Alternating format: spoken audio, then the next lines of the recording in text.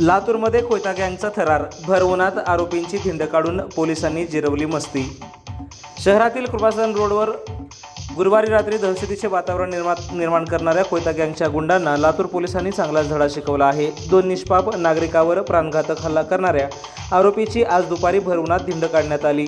पोलिसांनी केलेल्या या सिंघम स्टाईल कारवाईमुळे गुन्हेगारांचे धाबे दणाणले आहेत।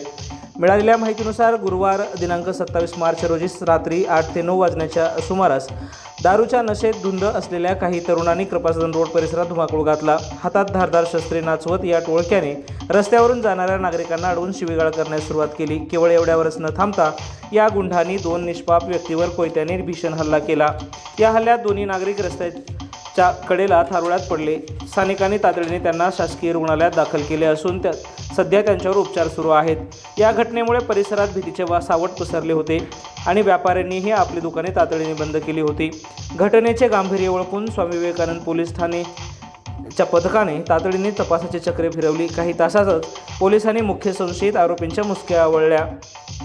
केवळ अटक करून पोलीस थांबले नाहीत, तर आज दुपारी कडक उन्हात पोलिसांनी या आरोपींना घटनास्थळी नेऊन तेथून त्यांची पायी धिंड काढत संपूर्ण घटनाक्रम क्राईम सेन्स रिकन्स्ट्रक्शन्स समजून घेतला। भर रस्त्यातून आरोपींची धिंड निघताना पाहून नागरिकांनी पोलिसांच्या या कारवाईचे स्वागत केले आहे। शहरात गुंडगिरी करणाऱ्यांची गय केली जाणार नाही असा कडक संदेश या कारवाईतून पोलिसांनी दिला आहे।